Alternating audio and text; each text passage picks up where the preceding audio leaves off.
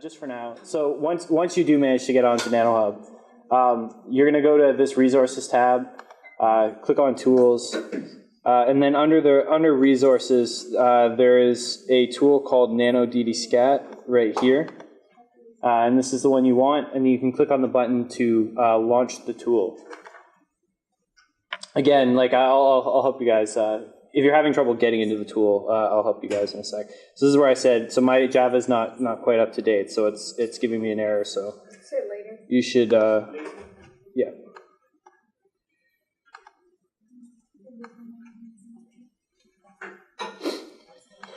Okay, so this is the basic first window. Basically, what we're going to be doing in this lab is simulating. Using some electrodynamic simulations to predict the absorption and scattering spectra, as well as what we call the near field, which is just to say the electric field in the vicinity of a small nanoparticle. Generally speaking, we're interested in metals because metals have a high free carrier concentration and thus display what's called a localized surface plasmon resonance in the visible spectrum. So that this lab is designed to take you through a series of exercises to give you a feel as to some of the physics that's going on when these small metal nanoparticles interact with light. So this is what the basic window that you'll get to as soon as you successfully launch the tool looks like. The first option is asking you to select a shape. So there's a series of built-in shapes that you can use that we'll take you through for this exercise. But also, I'd like to point out there's a point here where you can upload any arbitrary shape. So one of the advantages of this particular type of electrodynamic simulation is that it works pretty well and will converge with any arbitrary geometry. So there's sort of a homework assignment later to just design some arbitrary shape with some kind of either like a drawing like Blender software or like a CAD software and then upload it and run a simulation. But for now, I'll just select ellipsoid. And then these three parameters here are defining the size of my ellipsoid in nanometers. So just for an example, I'm going to set all three of them to 10. So this is making a 10 nanometer sphere, basically. And then the next important thing is this where it says dipoles per nanometer. So the way this program works is it discretizes your shape into a series of dipoles. And then there's an analytical solution for coupling between dipoles that it uses in order to solve for the incoming electric field, and then the electric field created by one dipole then interacts with all of the other dipoles. And it iteratively solves the problem of the coupling between all of the dipoles to give you the electromagnetic properties of the overall particle. So basically, this dipoles per nanometer here is going to define the resolution on which we're doing the calculation. So for the smaller sizes, 1 is going to work pretty well. Once you get up, in the first exercise, I asked you to make like 50 and 60 nanometer spheres. You're going to want to reduce this to something less than 1, like 0.5 or 0.25, because it will still be fairly accurate at that point, but it will just take less time to run. So that's this. This target rotations tab, basically the other way the program works is it always defines the propagation direction of the light along the x-axis. So you don't actually rotate the light, but you rotate the object. So if you have an anisotropic object, you may want to, have the electromagnetic, if I had, like, let's say my finger, the electromagnetic field could come in polarized this way, or polarized this way, or polarized this way, and it's going to interact with the object differently. So this is the tab you use in order to rotate the object relative to the incident light. The next tabs are basically get you to define what the material is. So it says number of dielectric materials to use, 1, and gold. So we're going to do everything, all of our simulations today, basically with gold. It's everybody's favorite plasmonic material, so we'll just use that. And then the next tab is where you set the medium refractive index. So 1 would be the refractive index of vacuum. So this would be a 10 nanometer gold particle in vacuum. We're going to set it to 1.33, which means a gold nanoparticle in water.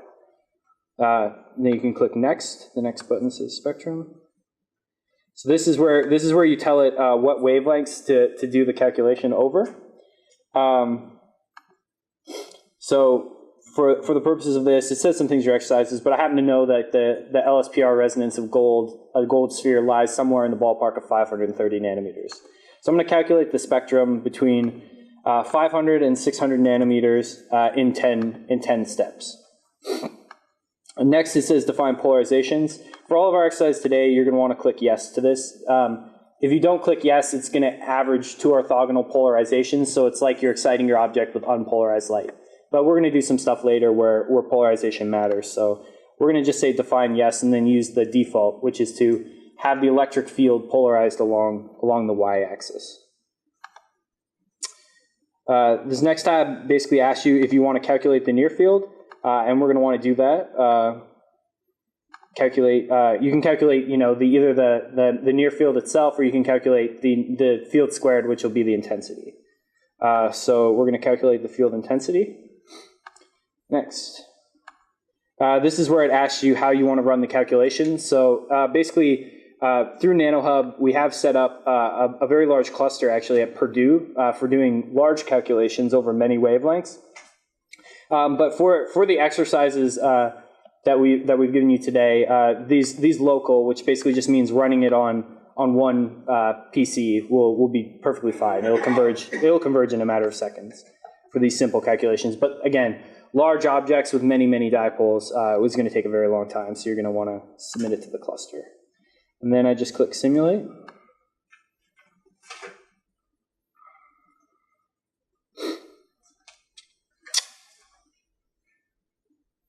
So there you go. There you go. Really fast. And then on this drop down, it has a series of outputs that you might want to look at.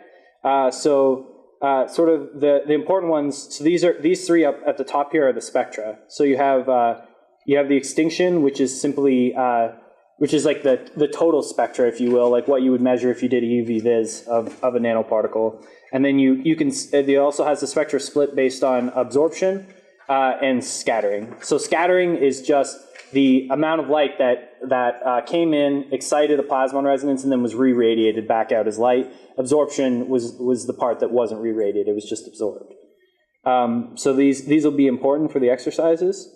So just to show you, this gold nanoparticle, indeed, as with the experiment, has a plasmon resonance at around 526, 530 nanometers, and we can look at this is how much of it is absorption, and this is how much of it is scattering.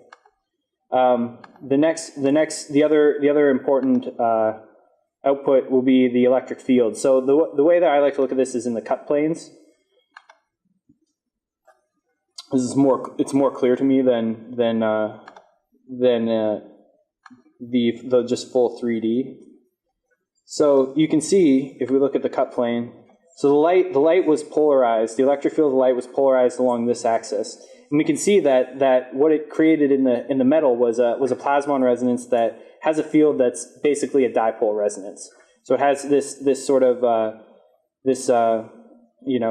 symmetric lobes at the top and the bottom of the particle in the same plane as the electric field, and the field is very strong in the vicinity of these points at the top and the bottom of the particle. So that's basically a quick run through of how to do a simple calculation. So what we're going to do now is, so there's the first exercise basically asks you to look at the size-dependent plasmonic properties of a gold nanoparticle. And it's basically the exercise is designed to tell you a couple of things. So how does spectra change as a function of size? How does absorption change as a function of size? How does scattering change as a function of size? And the one thing that's not written, but I do actually want you guys to plot, is the ratio of the peak absorption and peak scattering as a function of size, because that's actually going to tell us some useful information. So we'll break off and we'll give you guys a little while to try and run your own simulations and try and get through sort of the first bit of the exercise, which is that size-dependent part, and then once most people are done, then we'll pull up someone's spectra and we'll look at them and we'll discuss how these properties change as a function of size and why. And so, yeah, so we'll just break off and give you guys a while to work on that and just play it by ear when people are done, and we'll come around and help solve your issues. So one quick thing that I forgot to say. So it's not going to save all your calculations if you start running new calculations. So what you're going to want to do is take your absorption spectra and then click on this button right here, and this will let you save it as like a CSV file. So you should save these as CSV files and then just plot them in Excel or something, or Origin. But yeah, so before you run new calculations, it'll store a few of them. So if you don't close this window, and you just go back to like Target or something, and then you change something and you run another simulation, it'll save a couple of them down here at the bottom on like a progress bar. But you should download. It's good practice to download them after you do a simulation, just to have them. Your particle has a maximum of maybe like 525 nanometers, whereas a considerably, 60 nanometer particle, 6 times as large, it's only shifted by like less than 10 nanometers in wavelength. So the take-home message here is if you want to engineer a resonance in a particle for a particular application, like let's say you need to be in a particular spectral window so that your skin doesn't absorb that wavelength, or you need to you're trying to match some molecular resonance for doing SIRS or something. Changing the size of particles is pretty inefficient way of manipulating the spectra of these types of particles. Because you can see like a 6 times change, only causes a very, very small shift. You also notice the absorption increases as the particle size gets larger. You'd expect that, of course, right? There's more matter there for it to interact with.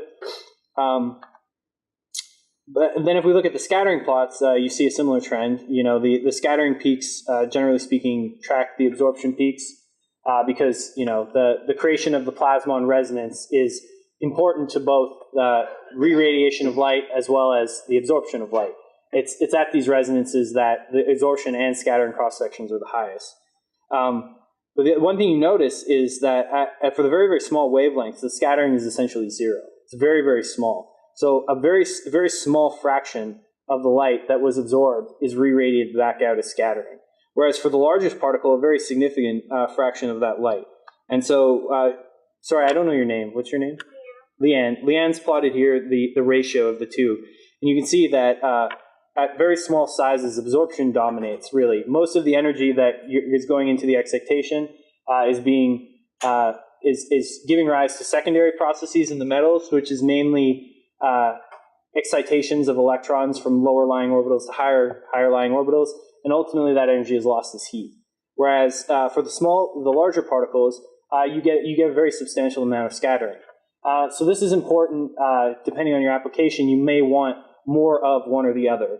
And I'll give you 2 examples. An application where you would want absorption to be extremely high is a situation where you want to like effectively use these resonances to heat something, which would be let's say catalysis, enhancing catalysis using metal nanoparticles, or alternatively photothermal therapy is a common use of gold particles.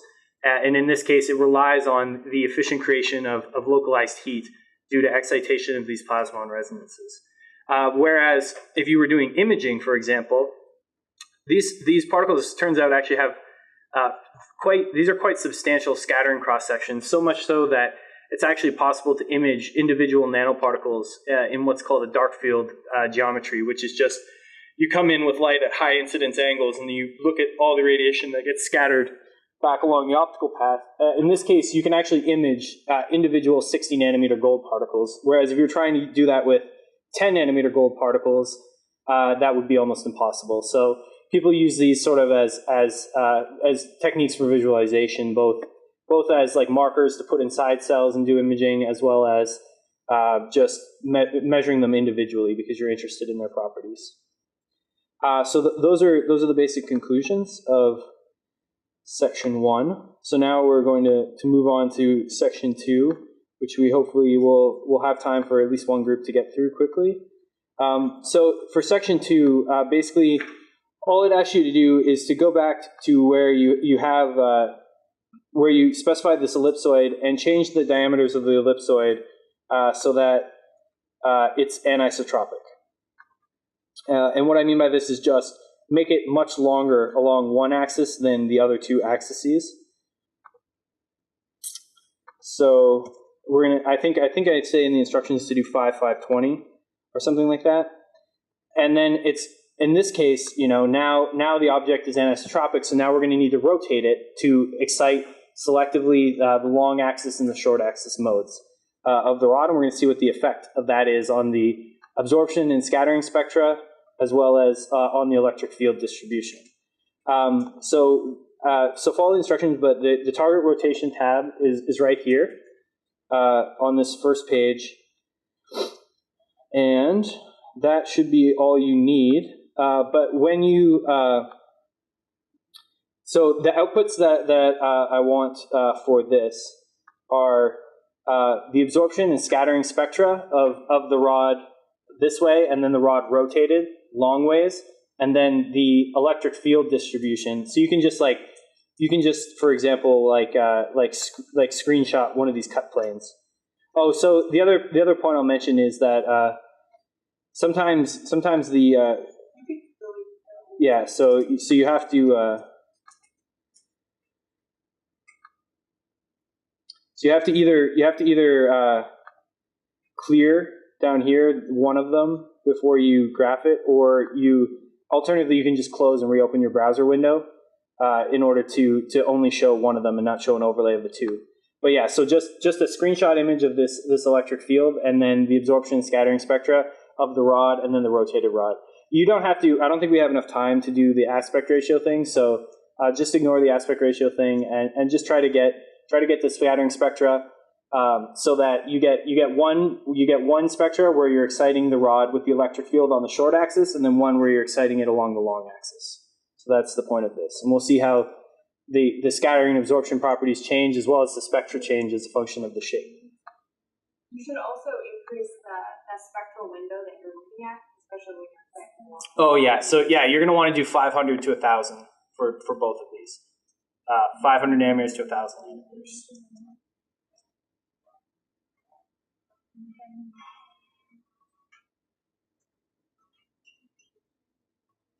The other capability of nanohub is to use CAD software like Blender to make a shape, and then there's another tool that uses a code called DDA-convert, where you can take basically a triangulated mesh, which is something you generate in Blender, and you can turn that into an array of dipoles. And then basically you can import that, you can upload that file rather than using one of these preset shapes, and then you can calculate the scattering spectra of that and see the near fields around that, which can allow you to see if you have like certain aspect ratios or certain dimensions, what the field looks like around that. So I'm just gonna kind of, so in the thing that we sent out, we go through kind of how to use Blender a little bit. So Blender has like a ton of capabilities. There's a lot of tutorials online, but it should be, we want to basically just use any shape. I think in there, I say to just use a square, but you don't have to use a square. You can do anything that you want. So if you know how to use Blender, you can get more creative. But yeah, basically, you'll use this to generate a shape. You can use really any shape. So this should go through how to get like a cone, something like that, how to get a shape. But then, you can play around with it and make something different. The types of things that you want to be aware of is that when you have very high aspect ratios, you're going to get a large concentration of the field, because if you have something like a cone and you have a resonance, then when it gets to the tip of the cone, you're going to have large concentration of electrons with a small amount of, so it's the positive lattice that's kind of causing the dipole. So you're going to have a large concentration, which will be more likely to give you errors. In real life, things are never that, where you're never going to have atom precision. Things are going to be more rounded. So So if you are having problems, then you might want to decrease the aspect ratios and make things more rounded, and then you'll get better results. And so that's one thing to think about. So then with this, what you want to ultimately do is once you have a shape,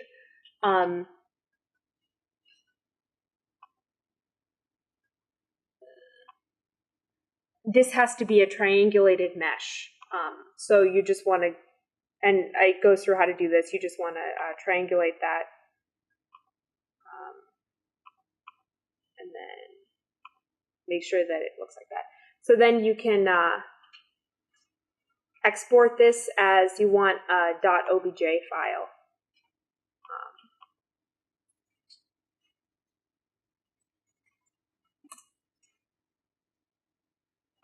So again, how to do this is outlined in the manual. So then for this, in your NanoHub account, you can go to this other tool is called DDSCAT Convert. So you want to launch that tool.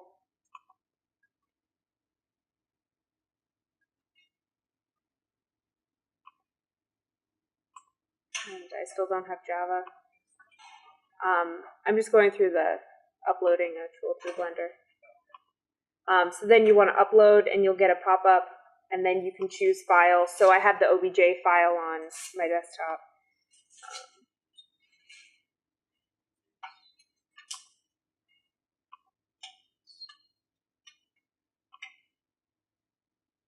Okay, so then here, once you have the uploaded file, it asks you to define a maximum dipole length. So this is basically taking your shape and it's discretizing it into an array of dipoles. The maximum dipole length is for the longest dimension of your shape, how many dipoles are across that shape. So for the shape here, which is the cone, it would just be along the diameter of the, so in that case, it would be along, like, from the top to the bottom, the longest dimension, how many dipoles define that. You want to, if it's something like a sphere, which is more rounded, then you need less dipoles to define it. The more dipoles you have, the more computationally expensive the simulation is to run. But if you have certain areas with high aspect ratios, then, you'll want enough dipoles around that area to define the curvature there. So with this, go through Blender, come up with an object, and then make a file. If you are getting errors, then those are the types of things you want to check. Do you have too many dipoles? And when you actually convert this, it will give you a number of dipoles that you have. So if it's a huge number, a million is too many. Yeah, a million is way. You want like a baseline, like something in the hundreds of thousands will run in maybe a couple hours, but millions will just crash all across the screen. Yeah, I mean you can try something larger, and then if you're having problems, maybe try to reduce the dimensions of it. But yeah, and then also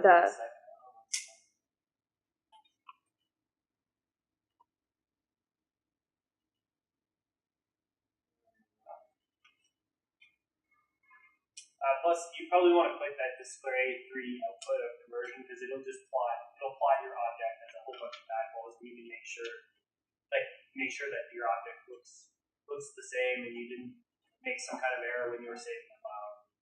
Because, like she said, with the Blender, you have to make sure you triangulate the surface, otherwise it won't work. And then when you display your object, it'll look weird or something.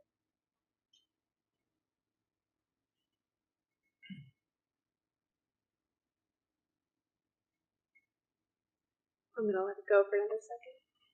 It's super weird.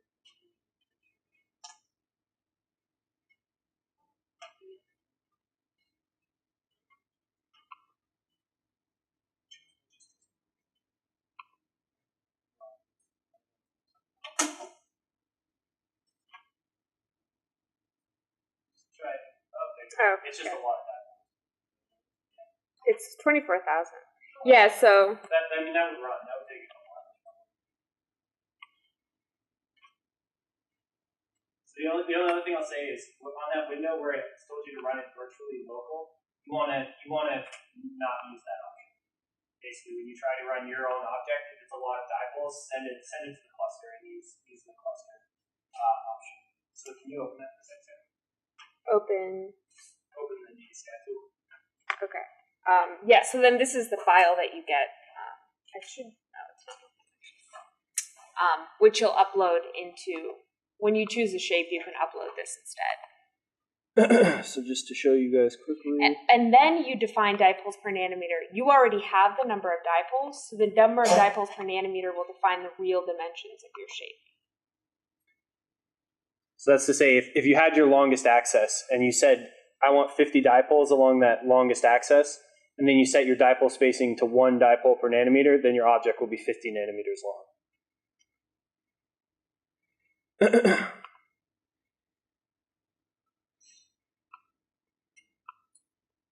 Yeah, oh, it's okay,